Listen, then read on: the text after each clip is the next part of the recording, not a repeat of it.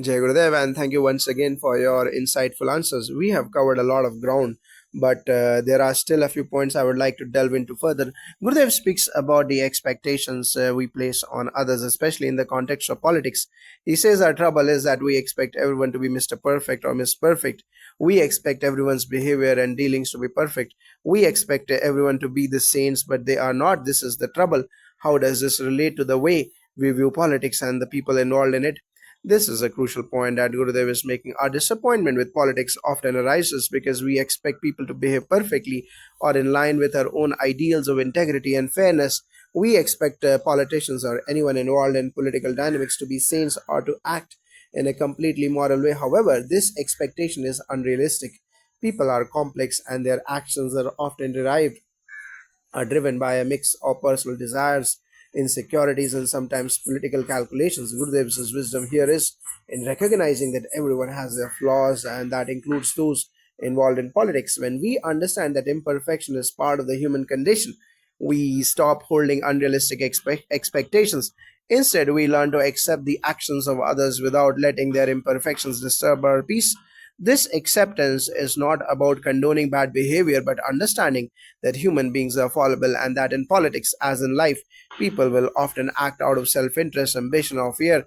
When we stop expecting perfection, we become less frustrated and more capable of responding to situations with clarity and wisdom. This also relates to Gurudev's earlier point about staying rock solid and unaffected by the politics around us. If we expect perfection, any deviation from that expectation will bother us. But when we accept that people will act according to their nature, we can engage with them without getting disillusioned. So, you are saying that by releasing the expectation for perfection, we can navigate the complexities of politics with greater peace. In the same vein, Gurudev also talks about handling compliments and criticism. He mentions some people praise you, and the same people will make nasty comments and remarks about you. All this is very common. You should take this for granted, or you will become uptight. How can this perspective help us deal with the emotional ups and downs of political life? Yes, this is such an important piece of advice. Compliments and criticism are both part of life, and we should not get too attached to either. In the political realm, this is especially relevant. People's opinions of us can change with the tide. They may praise you one day and criticize you the next. If we take every compliment to heart and get inflated by it, or if we take every criticism to heart and feel deflated by it, we lose our stability. This is why Gurudev advises us to take both praise and criticism for granted. When we don't attach too much importance to either, we can remain balanced and not be swayed by external opinions.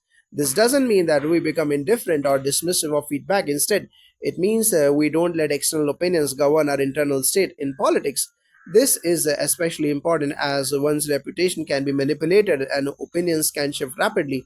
When we remain unaffected by these fluctuations, we can continue to act from a place of clarity and purpose, not driven by the need for validation or fear of criticism. In practical terms, this means recognizing that compliments and criticisms are both temporary and often based on external factors, not on the essence of who we are. By staying grounded in our own values, we can continue to serve and act with integrity, no matter the opinions around us.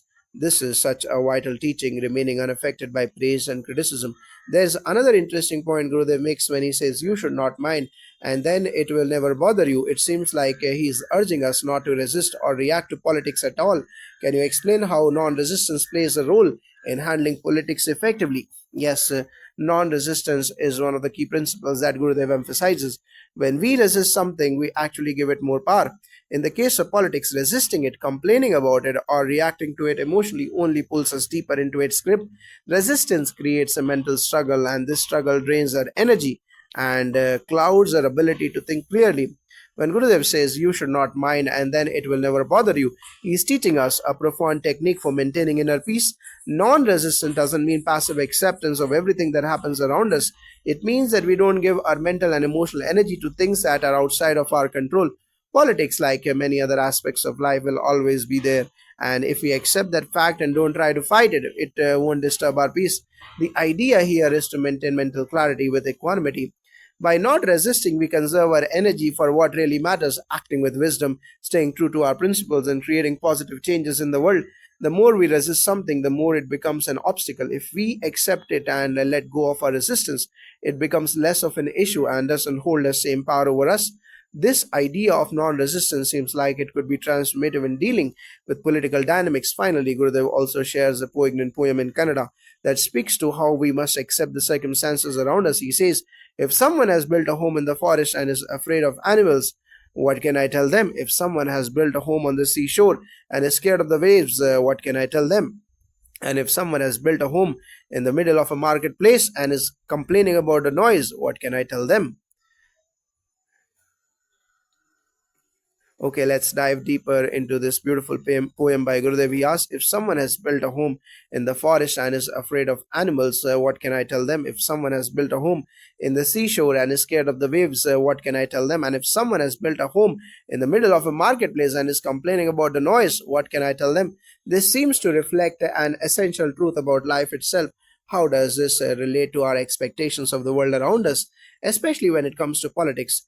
This poem by Gurudev is a profound reflection on how we often expect life to conform to our desires and comfort zones, while the world is full of unpredictability and challenges. When we build a house in the forest, we know there are animals nearby, yet we might fear them. Similarly, when we live by the sea, we cannot escape the waves, and the noise of a busy marketplace is inevitable. These are natural elements of the environment, and we have chosen to live in. And yet, we often complain when we encounter the very things we knew were there. In the context of politics, this metaphor is deeply relevant. Politics is a natural part of the human experience. It is inevitable wherever people are involved, just like animals in the forest or waves by the shore. Politics is an inherent part of the world we live in.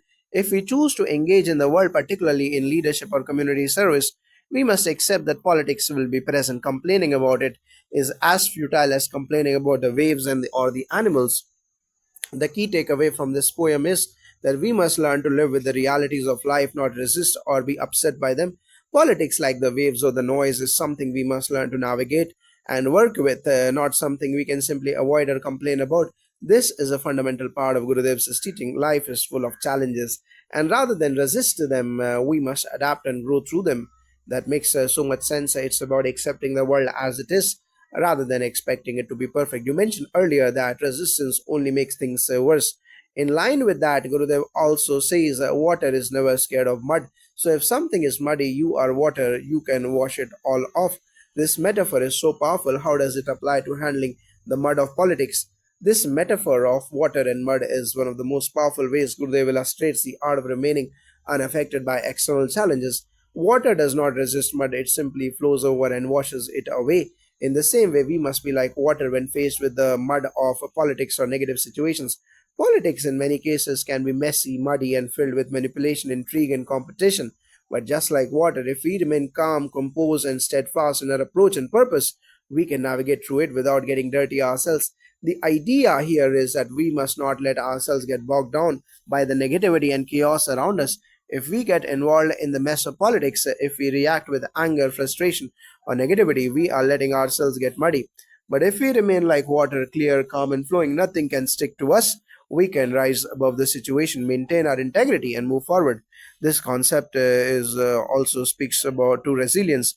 It's not about avoiding conflict or running away from challenges. It's about engaging with the world in a way that doesn't let those challenges overwhelm us. When we face politics or any other external turbulence, we can choose to stay grounded and maintain our peace, just like water that runs over mud without being tainted. It's a beautiful and empowering analogy.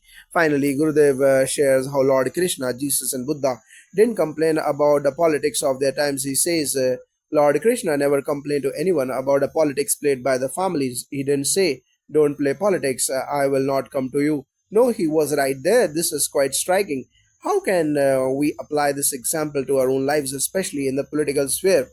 Gurudev's reference to Lord Krishna, Jesus, and Buddha is a powerful reminder that great leaders never shy away from challenging situations, including the politics of their time. Krishna, despite the intense politics within his own family, never withdrew. He didn't say, I won't engage with you because there is politics. He remained involved, guiding and supporting those around him without being affected by the political maneuvers of others. This is a profound lesson for all of us.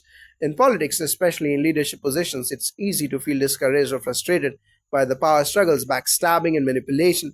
But like Krishna, Jesus, and Buddha, we must learn not to retreat or avoid the situation. We should stay present, grounded in our values, and continue to work towards a greater good. Politics may be messy, but that doesn't mean we should step away from it. Instead, we can engage in a way that upholds our integrity and serves a higher purpose.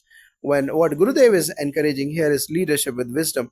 Don't shy away from challenges or political dynamics, but learn how to engage with them skillfully. Don't let the politics of others determine your actions or your emotional state. Stay rooted in your vision and values and continue to serve with clarity and purpose, just as these great spiritual figures did.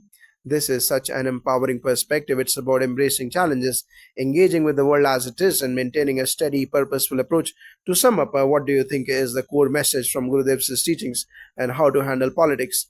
The core message from Gurudev's teachings on politics is about acceptance and non resistance. Politics is an inevitable part of human society, and instead of fighting it or complaining about it, we should learn to navigate it with wisdom, detachment, and resilience. By accepting the nature of politics and recognizing that it is an inherent part of life, we stop letting it control our emotions or energy. We remain grounded in our values, respond with integrity, and engage with the world from a place of inner peace. Ultimately, it's about rising above the turbulence like water flowing over mud and continuing to do our best for the greater good. The teachings also emphasize the importance of not expecting perfection from others and understanding that people's behavior is often influenced by their own limitations and circumstances. By releasing unrealistic expectations, we can engage more effectively in the political arena and not let it derail us from our higher purpose. In short, the key is to be rock solid in our values, engage without resistance, and maintain an unwavering focus on what truly matters, serving others and staying true to our path. Jai Gurudev.